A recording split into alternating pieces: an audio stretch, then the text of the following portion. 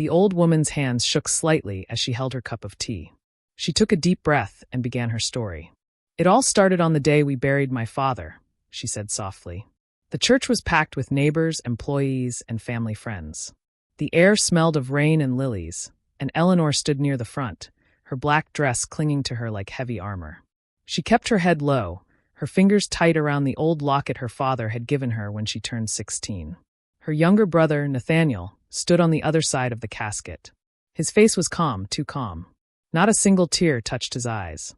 He looked more like a man planning his next move than a son mourning his father. After the service, people hugged Eleanor, whispering words of comfort. She nodded politely, too tired to speak. Nathaniel didn't stay for the condolences. He went straight to the lawyer, pulling Eleanor along. They entered their father's office, the smell of his cologne still hanging in the air. The lawyer, Mr. Garvey, was already waiting with a folder of documents. "Your father wanted both of you here," Mr. Garvey said gently. "He trusted you to honor his wishes." But before he could finish explaining, Nathaniel grabbed the pen and signed the papers quickly, hardly glancing at the details. Eleanor frowned. "Nathaniel, maybe we should read everything first," she said quietly. He laughed. "There's nothing to read, Eleanor. Dad left me in charge. This is how it was always meant to be." Mr. Garvey hesitated but said nothing. He closed the folder and handed Nathaniel the keys to the office. Nathaniel leaned back in the chair that used to be their father's. "You know what, Eleanor?" he said, smirking. "You were always the weak one. You don't belong here. Pack up your things today." The words hit Eleanor like a knife. She stared at him, unable to speak, as the employees standing nearby avoided her eyes. She could feel the heat rising to her face, but she refused to cry in front of him. Without saying a word, Eleanor turned and walked out. She didn't slam the door, didn't shout. She simply walked through the hallway, past the photographs of her father shaking hands with business partners, past the framed awards and family pictures. Every step felt heavier than the last. When she reached the street outside, the cold evening wind struck her face. She stood there for a long moment, staring at the building her father had built from nothing, the business she had spent years helping him grow. Her hands clenched at her sides. She could still hear Nathaniel's voice in her head, cruel and mocking. "You were always the weak one." A part of her wanted to run back inside, to scream at him, to fight. But Eleanor wasn't like Nathaniel. She had learned from her father that strength wasn't always loud. Sometimes it was quiet. Sometimes it was patient. So she turned and walked away, leaving behind the only home and business she had ever known. The sky was darkening, the first drops of rain starting to fall. By the time Eleanor reached her small cottage on the edge of town, she was soaked through. She didn't light the fire. She sat in silence, dripping water on the wooden floor, staring at the locket in her hand. That night she barely slept. Her mind kept replaying the moment Nathaniel threw her out, the look of triumph on his face. But deep down, under all the hurt, there was something else, something cold and steady. A voice inside her whispering, "This isn't over." The night after the funeral was cold and silent. Eleanor sat in her small cottage, staring at the window where the rain tapped softly against the glass. She hadn't eaten, hadn't moved much since coming home. The house felt emptier than usual, filled only with shadows and the faint ticking of an old clock. Her father was gone. Her brother had humiliated her, thrown her out of the company like she was a stranger. The words still echoed in her mind. "You were always the weak one." She gripped her father's locket in her palm, so tightly it almost hurt. For years, she had worked beside him in the company. She wasn't in the spotlight, but she had been there, late nights at the office, organizing files, keeping records, offering advice when her father needed it. She had believed Nathaniel would one day grow into a responsible man. Instead, he had grown into a greedy one. Eleanor felt the sting of tears but blinked them back. "Don't cry," she whispered to herself. "That's what he wants." She tried to sleep, curling under a blanket on the couch. The storm outside grew louder, thunder rolling across the sky. Just as her eyes started to close, the sharp ring of the telephone cut through the silence. Eleanor sat up, startled. She reached for the phone, pressing it to her ear. "Hello." A calm, professional voice answered. "Mrs. Eleanor Thorne?" "Yes," she replied, her voice cautious. "This is Mr. Reeves from the bank. I'm calling regarding some documents that were signed earlier today concerning your late father's estate." Eleanor's heart skipped a beat. "What about them?" There was a pause, the sound of papers shuffling on the other end.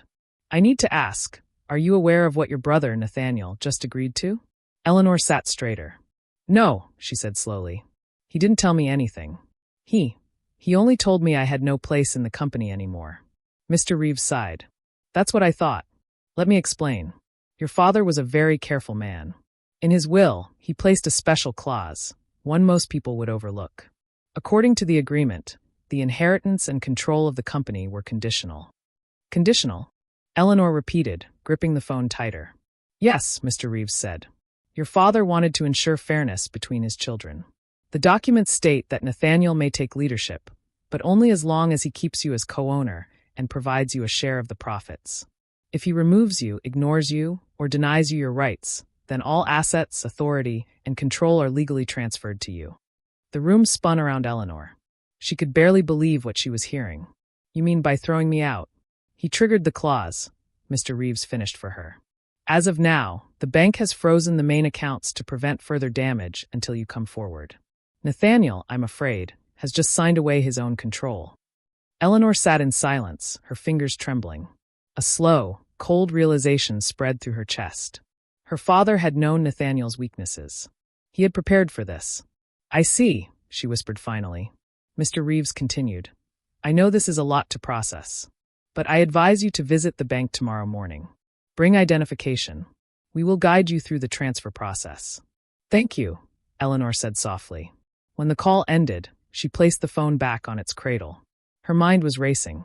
Only hours ago, she had been standing in front of Nathaniel, powerless and humiliated. Now everything had changed. She leaned back in her chair, closing her eyes. A small, almost bitter smile touched her lips. So this was Father's last lesson. For the first time that day, she felt warmth in her chest, not from grief but from justice. Her father hadn't abandoned her. He had trusted her. He had given her the power to stand when Nathaniel tried to break her. Eleanor opened her eyes and whispered into the quiet room.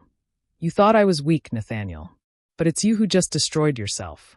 The storm outside began to fade, the thunder growing distant. Eleanor sat awake the rest of the night, her heart no longer heavy but steady, waiting for morning. By dawn, she knew exactly what she had to do. The next morning began with chaos. Nathaniel walked into the company office with his usual swagger, but it didn't last long. Within an hour, the phone on his desk wouldn't stop ringing. First, it was a supplier demanding payment. Then, a partner asking why the accounts had been frozen. Nathaniel's face drained of color. He slammed the phone down, then picked it up again, only to hear the same thing. No payments are going through. The accounts are locked. Do you even know what you signed? He hung up and stormed out of his office, his voice echoing through the halls. Who touched the accounts? Who froze them? Employees looked at each other nervously, whispering in the corners. Some avoided his eyes completely. For the first time, they saw Nathaniel not as a leader, but as a man losing control. He grabbed the lawyer, Mr. Garvey, by the arm. What's happening? Why are the accounts frozen? Mr. Garvey's voice was calm, but his eyes carried something Nathaniel didn't like: disappointment. You should have read the documents more carefully, Nathaniel. Your father placed conditions in the will. By removing Eleanor yesterday, you broke those conditions. The company no longer belongs to you. Nathaniel's jaw dropped. That's impossible. I signed everything. You signed it, yes, Mr. Garvey replied firmly. And by signing, you agreed to the rules. As of now, Eleanor holds the power. Nathaniel staggered back, his hands gripping the edge of a desk. For a moment, the room felt like it was spinning. He remembered Eleanor's face when he called her weak, the way she had walked away in silence. He had thought he won. But now, he was the one being crushed. By noon, Nathaniel's pride was gone.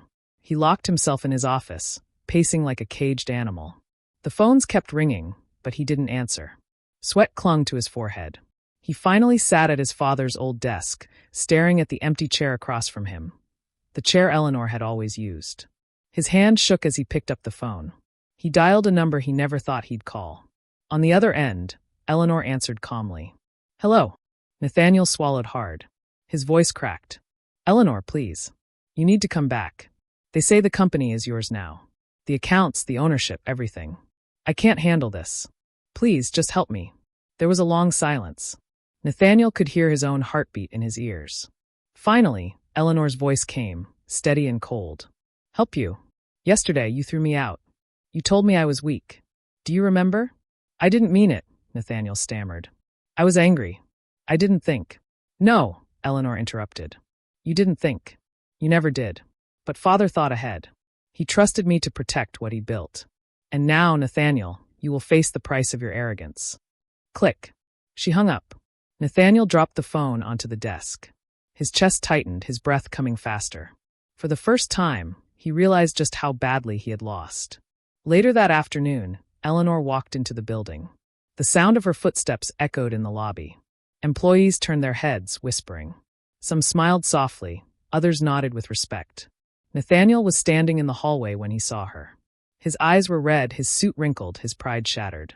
He opened his mouth to speak, but no words came out. Eleanor didn't stop for him. She walked right past, calm and confident, carrying herself with quiet dignity. For once, Nathaniel wasn't the powerful one. He was just her shadow. Inside the boardroom, Eleanor sat at the long table. The directors welcomed her, relief clear on their faces. They had seen Nathaniel's chaos and now longed for her steady presence. Eleanor folded her hands on the table. From this day forward, she said, we will honor my father's legacy. We will run this company with honesty and respect. The greed ends now. Outside the glass doors, Nathaniel stood frozen, listening. Every word struck him like a blade. He realized the truth. The company was no longer his, and neither was the respect of the people inside. For Nathaniel, it was the beginning of the end. For Eleanor, it was the beginning of justice. The boardroom was silent after Eleanor finished speaking. Her words carried weight, and everyone in the room could feel it. The employees and directors exchanged glances, relief washing over their faces. After days of chaos and uncertainty, there was finally calm. Eleanor sat tall at the table, her father's locket resting against her chest. She didn't raise her voice, didn't boast. She simply spoke with the quiet strength her father had always admired. Through the glass doors, Nathaniel stood frozen. His hands pressed against the glass as if he wanted to break through, to stop her. But he couldn't. He had already destroyed his own chance. Finally, he pushed the door open and stumbled inside. His once proud suit was wrinkled, his tie loose. His eyes were red from lack of sleep. He no longer looked like the man who had shouted in triumph just a day ago. He looked like someone lost. Eleanor, he said, his voice shaking. Please, don't do this. You can't shut me out. This company, it's all I have. Eleanor looked at him for a long moment. She remembered standing in the same room, hearing him laugh as he called her weak. She remembered walking out into the rain, her heart broken. Now the roles were reversed. She rose slowly from her chair, her eyes never leaving his. Yesterday you told me I was nothing. You told me I didn't belong here. Nathaniel shook his head quickly, desperate. I was wrong. I didn't mean it. I was angry, Eleanor. You have to believe me. The directors watched quietly. No one moved, no one spoke. It was as if the whole company was holding its breath. Eleanor stepped closer. Her voice was calm, steady, cutting through the silence like a blade. Do you remember your words, Nathaniel? You said, you were always the weak one. Nathaniel's lips trembled. His knees bent, and to everyone's shock, he dropped down on the floor in front of her. He clasped his hands together like a man begging for his life. I didn't mean it, he whispered. I can't survive without this company. Please, I need you. Eleanor looked down at him, her expression unreadable. Then, softly but firmly, she said, No, Nathaniel. You were always the weak one. Gasps filled the room. Nathaniel's head dropped, his body shaking as the truth of her words sank in. For the first time in his life, he had no power left, no pride to hide behind. Eleanor turned away from him and faced the board. This company belongs to my father's legacy, and I will protect it, with or without my brother. The directors nodded, some even smiling with relief. They had seen enough of Nathaniel's arrogance. Now they placed their trust in Eleanor. Nathaniel remained on the floor, his face pale, his shoulders slumped. No one moved to help him. Not a single hand reached out. For years, he had ruled with pride, mocking his sister. Now he was alone. Eleanor walked back to her father's office, the office Nathaniel had stolen just one day before. She opened the door, stepped inside, and sat down at the old wooden desk. The familiar smell of her father's cologne lingered in the air. She placed her hands on the desk, feeling its weight, its history. For a moment, her eyes softened. She whispered, almost to herself, We did it, Father. I'll take care of what you built. She closed her eyes and breathed deeply. The pain of betrayal was still there, but it no longer controlled her. In its place was strength, dignity, and justice.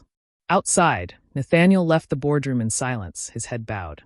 Employees avoided his gaze, whispering as he walked past. His arrogance was gone. His crown had fallen. Eleanor, however, rose higher than ever. She wasn't loud, she wasn't cruel. She simply stood tall, carrying her father's name with honor. And though Nathaniel had tried to erase her, he had only proven what their father had always known. Eleanor was the true heir, the true protector, the true leader. That night, Eleanor returned home. The storm had passed. The air was calm, the sky clear, stars shining above her cottage. She held her father's locket tightly and smiled. Nathaniel had called her weak. But in the end, the world had seen the truth. She was stronger than he could ever be.